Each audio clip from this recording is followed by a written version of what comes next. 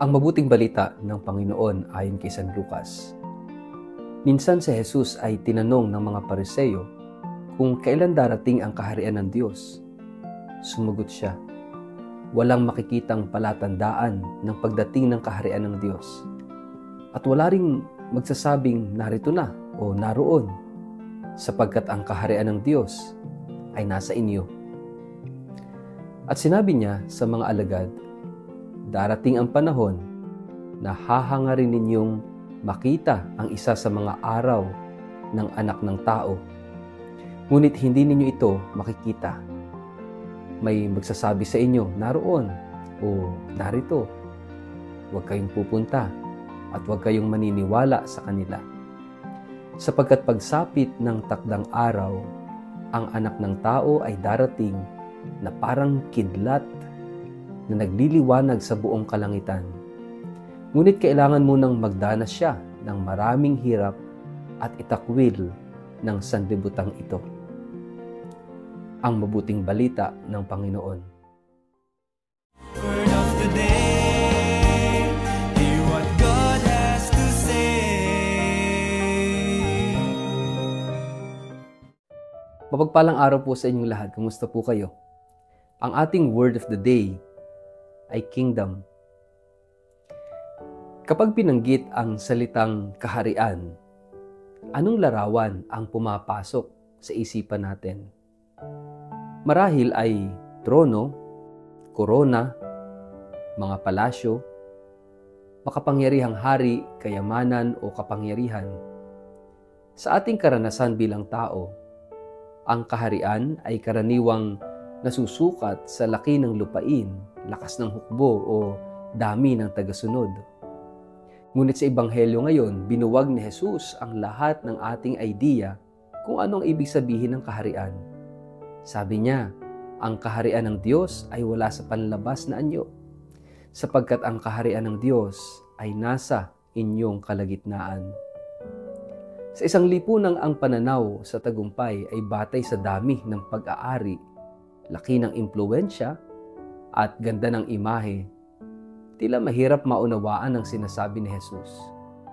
Para sa marami, ang kaharian ay isang layuning darating, isang inaasam sa hinaharap.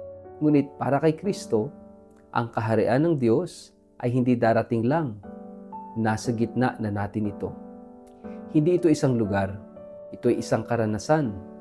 Hindi ito hinaharap, ito'y kasalukuyan. Hindi ito palasyo sa langit lamang. Ito'y katotohanang nabubuhay sa puso ng taong nagmamahal, nagpapatawad at nagpapakumbaba. Sa ganitong konteksto, ang kaharian ay hindi dapat hanapin sa labas, sa mga palatandaan, sa mga milagro o dramatikong pangyayari. Ito'y nadarama sa tahimik na pananatili ng Diyos sa ating araw-araw. Sa bawat pagkakataong pinipili natin magmahal kaysa magalit, magpatawad kaysa maghiganti, tumulong kaysa manumbat, manahimik kaysa manlait, doon nagiging totoo ang kaharian ng Diyos. Hindi ito nakikita ng mata kundi nararamdaman ng ating puso. Ngunit may babala rin si Jesus.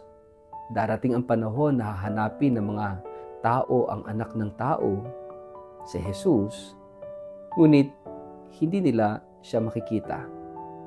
Marahil dahil masyado silang abala sa paghahanap sa panglabas. Marahil dahil hindi nila matanggap ang mukha ng Diyos sa anyo ng isang ordinaryong tao, sa anyo ng paghihirap, sa anyo ng krus.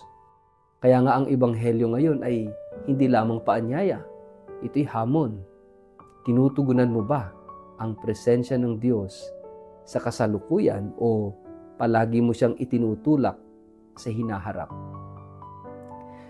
Sa liwanag ng kapistahan ni Santa Frances Xavier Cabrini, mas lumilinaw ang kahulugan ng kaharian. Isang babaeng mahina ang katawan ngunit malakas ang loob. Isang madre na sa kabila ng kanyang pagiging banyaga at babae sa panahong hindi pinakikinggan ang kababaihan, ay naglungsad ng napakaraming misyon para sa mga imigrante sa Amerika. Sa kanyang paglilingkod, itinayo niya hindi lang mga ospital at paaralan, kundi mga kaharian. Mga lugar kung saan ang dignidad ng tao ay itinataas at ang pagmamahal ng Diyos ay isinasabuhay. Ang kanyang halimbawa ay paalala na ang kaharian ng Diyos ay hindi nangangailangan ng trono kundi ng puso. Huwag nating hanapin ang Diyos sa mga engranding bagay lamang. Baka siya ay naroon sa sulok ng ospital, sa barong-barong ng isang ina, sa luha ng isang bata o sa ngiti ng matandang may sugat sa katawan ngunit kapayapaan sa puso. Ang kaharian ay hindi kailanman magiging atin kung hindi natin ito bubuksan ngayon. Ang kaharian ay hindi hinihintay.